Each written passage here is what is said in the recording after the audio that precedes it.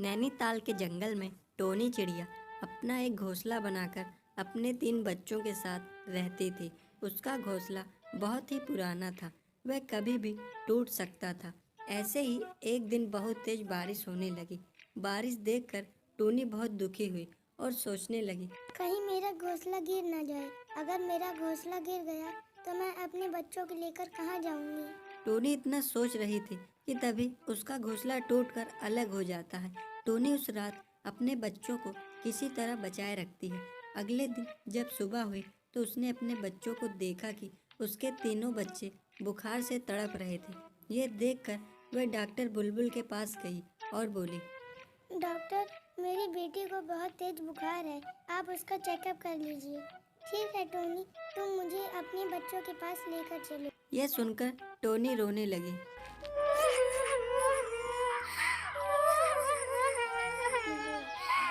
बुलबुल doctor बोली, अरे Tony, तुम रोने क्यों लगी? डॉक्टर, मेरे पास फीस भरने के लिए पैसे नहीं हैं। अरे टोनी, इतनी सी बात पर तुम रोने क्यों लगी? चलो, मैं तुम्हारे बच्चों का फ्री में इलाज कर देती हूँ। यह सुनकर टोनी बहुत खुश हुई और अपने बच्चों के पास बुलबुल डॉक्टर को लेकर गई और टोनी से बोली, टोनी, तुम्हारा घोंसला कहाँ गया?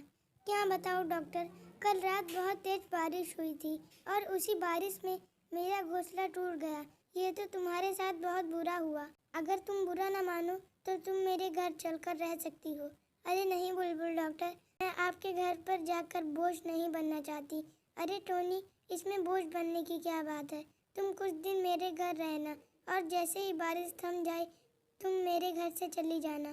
ठीक है डॉक्टर, चलिए मैं आपके घर चलती हूँ।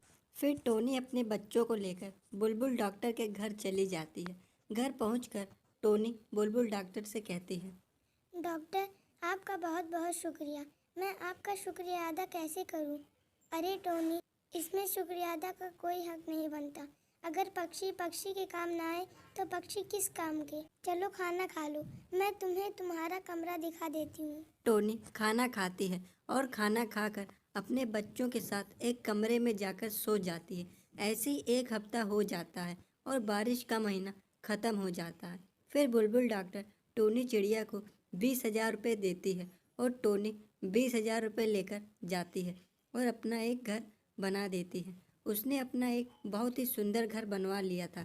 फिर टोनी बुलबुल डॉक्टर का कर्ज उतारने के लिए टोनी सेठ कड़कनाथ के पास जाती है और सेठ से बोली, सेठ जी, कोई काम हो तो मुझे दे दीजिए। हाँ टोनी, तुम मेरे खेत में काम कर सकती हो।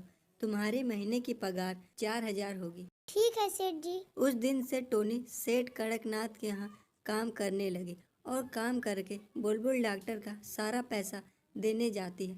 तब डॉक्टर बोली, अरे टोनी, मुझे तो तुमसे पैसे लेने की उम्मीद ही नहीं थी। तुम एक नेक और ईमानदार पक्षी हो। मैं तुम्हारे इस व्यवहार से बहुत खुश हुई। ये लीजिए अपने पैसे। पैसे देकर टोनी चिड़िया वहाँ से चली आती है और अपने बच्चों के साथ खुशी खुशी रहने लगती है। तो दोस्तों, ये थी हमारी आज की कहानी। अगर आपको यह वीडियो पसंद आए तो इसे लाइक करें, सब्सक्राइब करें।